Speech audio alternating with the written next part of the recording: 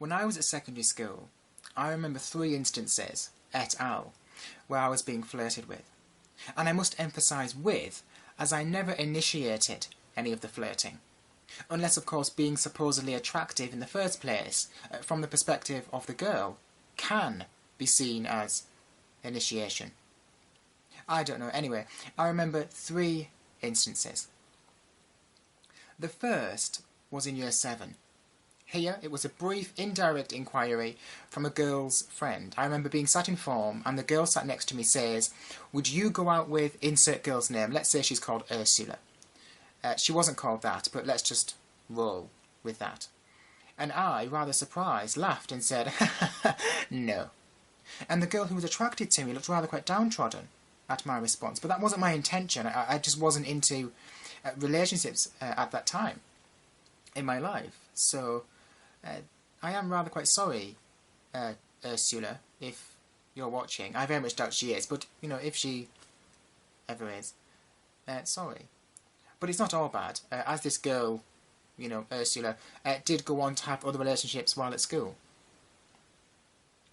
The second flirtation episode occurred again at secondary school, but this time outside the dinner hall, possibly in year 8 or year 9. I was striking my dinner card at the card reader to check the balance.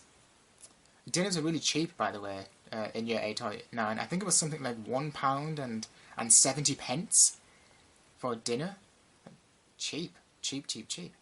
Anyhow, I was striking my card at the reader to check the balance, and the girl who had in the previous story told me Ursula was attracted to me walked by me as I was striking my card and pinched my derriere, which then caused me to, shall we say, release on her hand. I'm kidding. Imagine how embarrassing that would have been, though. Flatulence. Yeah, but no, that never happened.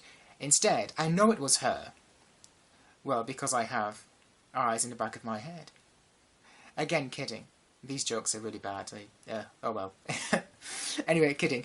Although that would be great, to have eyes in the back of one's head. Dark Lord? Anyone? I think it was her.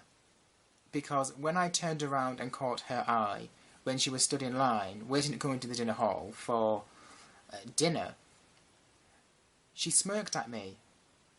I guess she just found my junk in the trunk oh so pinchable. Now the last story is the one that takes the cake, the biscuit, the chocolate bar, whatever you want to call it. The previous 2 stories, they were just a warm-up.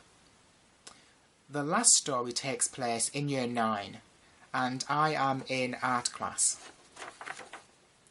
We have a substitute teacher, so the class, as it always is with a sub, as you probably know, wild, no one is listening, the class is doing what they want, the sub doesn't care, because, well, he's not employed full-time, so this particular art class is like a party.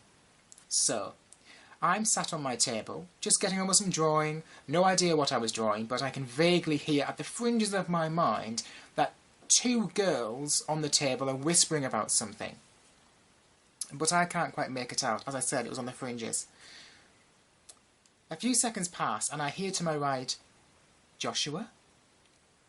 I look up from my drawing, turn my head, and a girl, just without warning, and rather quite full on, just kisses me.